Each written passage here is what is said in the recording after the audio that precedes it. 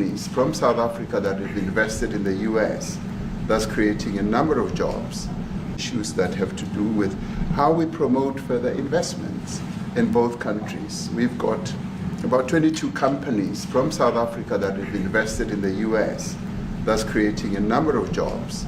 And similarly, you've got almost 600 companies that have invested in South Africa, and some of them have been in South Africa for more than 100 years. That's true. So our links are really long-lasting, and we would like to recalibrate those relations between our two countries and discuss a whole range of issues, geopolitical, the work that you're doing to bring peace around the world, in Ukraine and in the Middle East.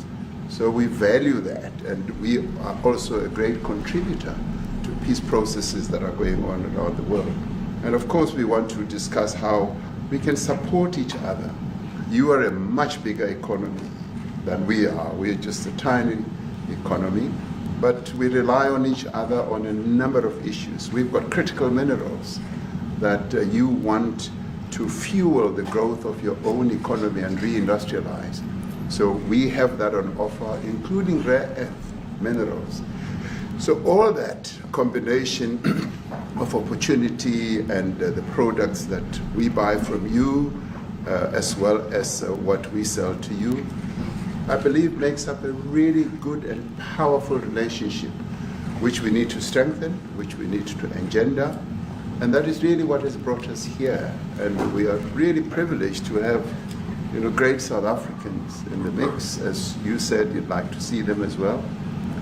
And I brought you a really fantastic golf book. Weighs 14 kilograms. Oh, that sounds good. And it showcases the golf courses in our country. Johann Rupert wrote preface, so did Annie else. And I want to showcase our golf courses.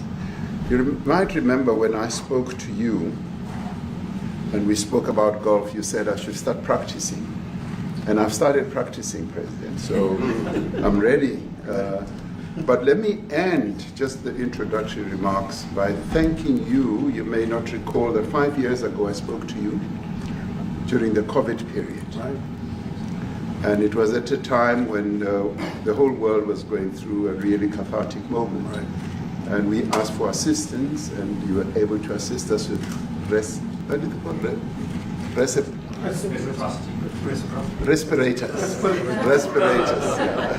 Respirators, and you kept to your word, and you delivered respirators to us. We didn't have as many in our country, and it really helped to help us deal with COVID. So I'm here also to say thank you and to thank the people of America for having helped us during a really difficult time. Being the small economy that we are, we needed help from around the world. And you were there to provide that. So thank you very much. I remember the call. Yeah. We sent 150 respirators. We became the respirator king. We started making them. Nobody had them. We had very few of them. That's right. But they were very helpful. But we sent 150, and I appreciated the letter. You wrote me a letter. That's right. Yeah. Thank you. Yeah. I appreciate that very much. Thank you very much for that. It really touched my heart after I spoke to you and you delivered. So, great honor. Thank you very much. Yeah. Any questions, please? Mr. President, we welcome white Afrikaner refugees here. Can you explain to Americans why it's appropriate to welcome white Afrikaners here when other refugees like Afghans, Venezuelans, Haitians have all had their protected status revoked? Well, this is a group, NBC, that is truly fake news. They ask a lot of questions in a very pointed way. They're not questions, they're statements.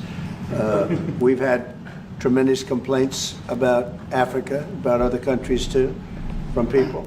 They say there's a lot of bad things going on in Africa, and that's what we're going to be discussing today.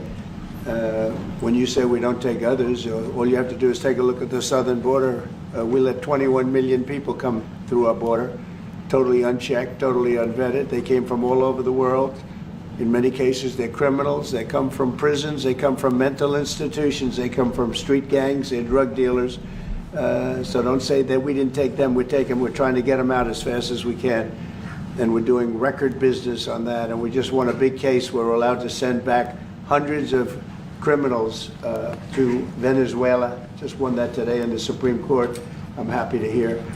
But we do have a lot of people are very concerned with regard to South Africa, and that's really the purpose of the meeting, and we'll see how that turns out.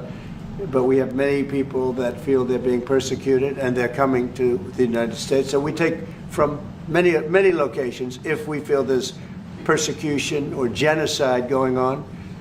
And we had a lot of people.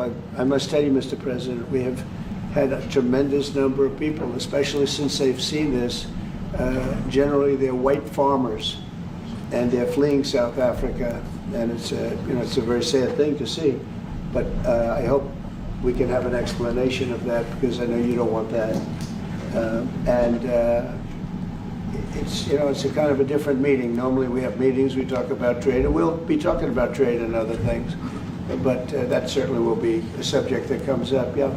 Yes, please. Brian? Thank you very much. I'd like to get your thoughts on Letitia James, Director Polte. According to him, Letitia James says that the alleged mortgage fraud was simply a mistake. I want to get your thoughts on that. She put down that her father was her husband in order, and this is very similar to, I guess, the false attacks they had on. Well, I don't know what it is currently, but Letitia James, who's the Attorney General of New York State, it seemed, I'm not involved in that at all. I know it's being handled by various groups, I guess, but it's major fraud, mortgage documents, and fraudulent everything. I think she said the father was her husband, which she had to have a husband, or so she chose her father, and she put it down, and she had didn't she sign in Virginia, yet she said she lived in Virginia, yet she's the New York State Attorney General, and she did that for tax reasons, so she could take advantage of taxes. And she had the wrong number of units. She had a much different number, which wouldn't have allowed her to qualify and scam the government. So I don't know. I think she's very bad for New York, but I really don't know too much about it, but I appreciate the question. Yes, thank you very much. Yes. Mr. President, what's the benefit for you to be convinced that there's no genocide? Please. Thank you, Mr. President. So May 25th will be the celebration of Africa Day, which pretty much a lot of celebration will be taking place around the world, including here in the United States. What is your message to the entire African continent, African people in this important occasion? Well, I want to see peace, and I want to see happiness. I want to see health, and you have incredible land. There's tremendous value. A lot of countries don't have that value in the land, the value you have. We have a situation, I think you probably heard about it. We've done, through some very talented people, helped settle a war that's been raging for years, Rwanda and the Congo. And I think we've done it. Believe it or not, I think we've done it. And could you just say a few words about that, my friend? Yes. A couple of weeks ago, the two parties signed a declaration of principle in which they agreed on the way forward. And they have both submitted draft peace agreements, and we have put together one that incorporates both of their suggestions, and we've given it to them. So we're in the process of finalizing Looking this. good, right? Looking very good. No, we have to thank you for even those efforts, because the African continent, particularly SADC, our Southern African Development Community, has for years been seeking to foster peace in the Democratic Republic of the Congo. So all efforts, including those from outside the continent and inside the continent, are really worthwhile. We are removing our troops from there so that peace can then prevail in that whole area. And we hope that with the support of the international community, we will really have peace in that area. It's so vital, it's so important for the whole region. Well, we sent our people there, and I think we did a very good job, as headed by my friend, and that was great. That was great. I mean, I'm just hearing phenomenal reports, because all I'm hearing is death, and they're chopping heads off, and it's horrible over there. And it was really brave of you to go there, and I really appreciate it. And it looks like we have something very, very substantial. We also talked about trade with them in terms of rare earth and all, but really more for the, it's like, if you take a look at what we just did with Pakistan and India, we settled that whole thing, and I think I settled it through trade. We're doing a big deal with India, we're doing a big deal with Pakistan, and I said, what are you guys doing? You know, somebody had to be the last one to shoot. But the shooting was getting worse and worse, bigger and bigger, deeper and deeper into the countries. And we spoke to them, and I think you know, I hate to say we got it settled, and then 2 days later, something happens, and they say it's Trump's fault. But Pakistan has got some excellent people and some really good, great leader. And India is my friend, Modi. Modi? And he's a Mutual friend? Yeah, he's a great guy. And I called them both, and we just did something good. We're trying to settle Russia, Ukraine. We spoke with President Putin for 2.5 hours the day before yesterday. I think we made a lot of progress, but that's a bloodbath. 5,000 people are being killed a week, 5,000 soldiers a week, not including people in cities and towns that are also being killed. So we're trying to help. And it doesn't affect us. It's not our people. It's not our soldiers. It's Ukraine and it's Russia. But if we can save 5,000 souls, we'll do it. You know, we're pretty good at it. But that's a bad situation. That is a really bad situation. Well, you'll recall when President Zelensky was coming to South Africa, that's when I spoke to you. That's right. We both agreed that we need to push the peace message so that there can really be peace.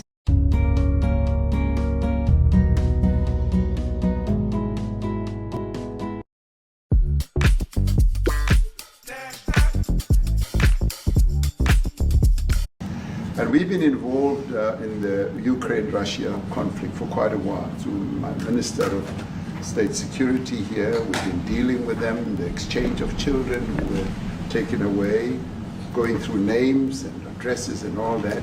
So we've been invested in that whole process as well. And the moves that you're making are fully supported by us because we would like to see the end of that war. It's true. I called Zelensky, and they said, he's in South Africa. I said, what the hell is he doing in South Africa? He was talking to us. We got this one. That's a strange one. I said, what are you doing in South Africa? Yes. That's a strange one. He's trying to make peace.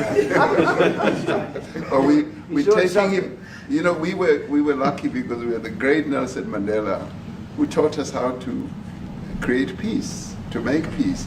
So we were imparting some of those lessons to him, some of those learnings, and I specifically mentioned to him that this is how Nelson Mandela taught us that when you want to have a peace in a country, do it on an unconditional basis and sit down and talk. And that's precisely what I'm sure he's going to heed. Well, I wanted to see what happens with that when it's there's a lot of hatred, there's a lot of death. It's a bloodbath. It is. Unfortunately. I get the satellite pictures of that field, of that killing field. You never saw anything like it in your life. It's horrible. It's a horrible thing that it goes on, but I think we've made big progress. Yeah, please, go ahead. Thank you, Mr. President. No, not you. Right here. He's from South Africa. Go ahead, please. What are you expecting on the ICJ case? Are you expecting South Africa to drop that? Is that what you're trying to do? On which case? The ICJ The International case is Criminal Justice. International Criminal Court.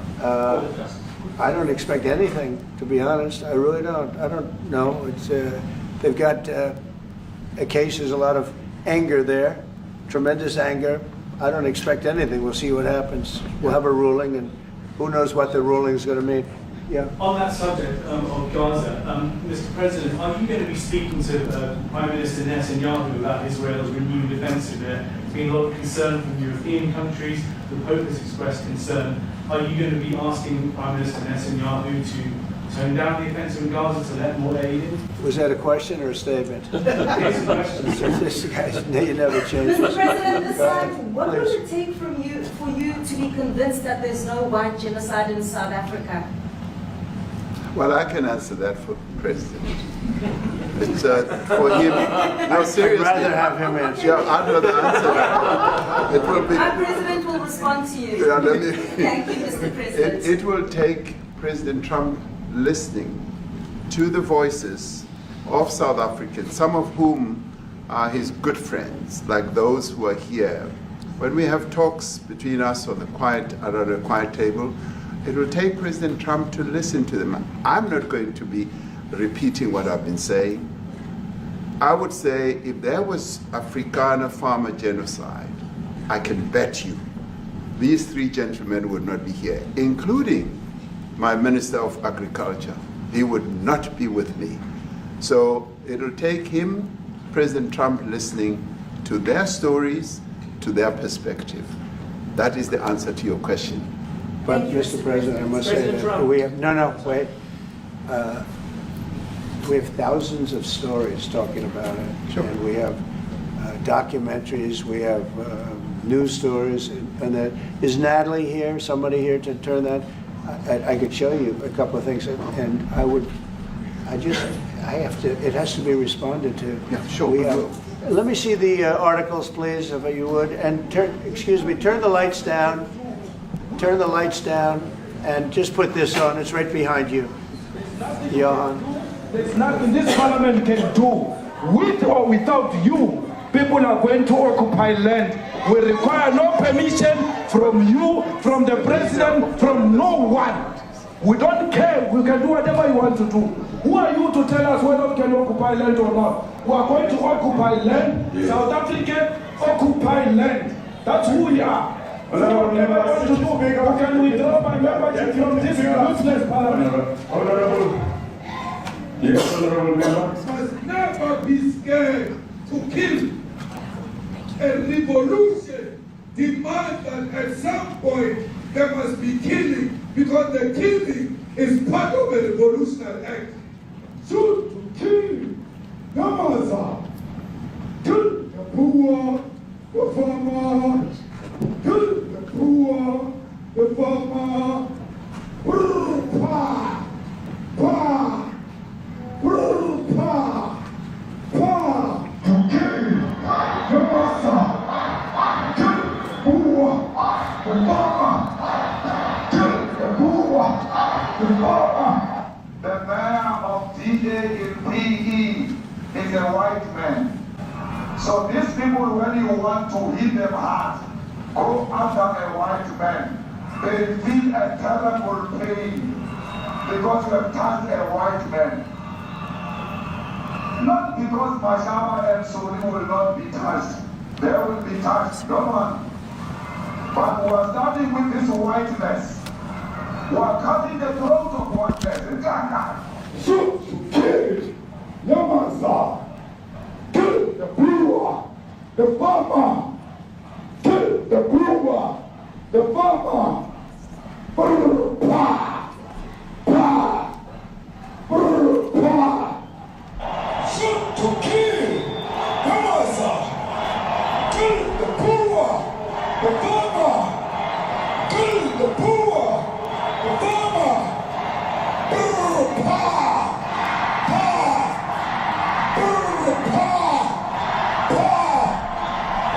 I don't know what's going to happen in the future. I'm saying to you, was not called for the killing of white people, at least for now. I can't guarantee the future. Yeah, but, I mean, you understand somebody watching that, especially as it gets shared on Twitter, they freak out. It sounds like a genocide on I can't take it.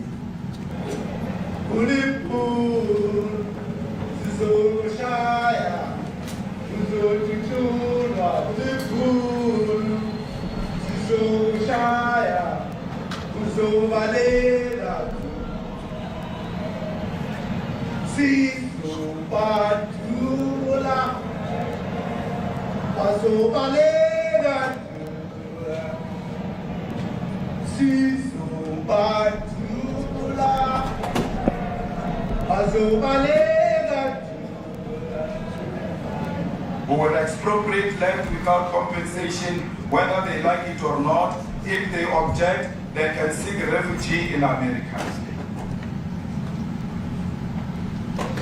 Now this is very bad. These are burial sites right here. Burial sites.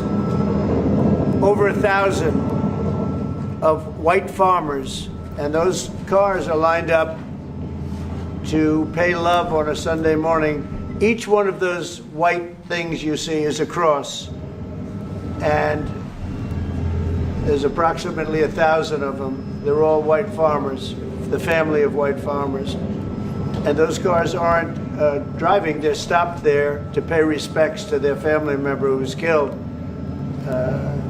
And it's a terrible sight. I've never seen anything like it. Both sides of the road you have crosses.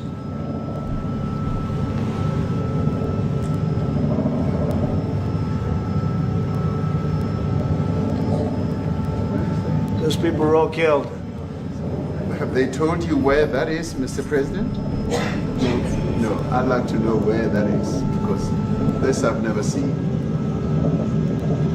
But, okay. I mean, it's in South Africa. That's where. We'll need to find out.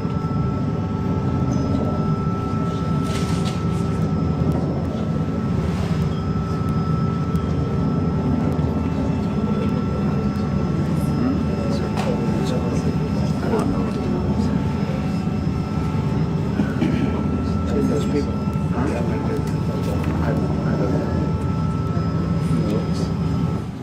Okay. Mr. President, the Pentagon announced that it would be accepting a Qatari jet to be used as Air Force One. What are you talking about? You know, what are you talking about? You know, you to get out of here. What does this have to do with the Qatari jet? They're giving the United States Air Force a jet, okay? And it's a great thing. We're talking about a lot of other things. It's NBC trying to get off the subject of what you just saw. You are a real, you know, you're a terrible reporter. Number one, you don't have what it takes to be a reporter. You're not smart enough. But for you to go into a subject about a jet that was given to the United States Air Force, which is a very nice thing, they also gave $5.1 trillion worth of investment in addition to the jet. Go back, you ought to go back to your studio at NBC, because Brian Roberts and the people that run that place, they ought to be investigated. They are so terrible the way you run that network, and you're a disgrace. No more questions from you. Go ahead. Go ahead, talk about that. His name is Peter something. He's a terrible reporter. Quiet. Let's go. Thank you so much. President Trump, Anna Pilato from ENCA in South Africa. Thank you very much. Thank you very much, Steve. What would you like President Ramaphosa to do about the situation that we've just seen on the screen?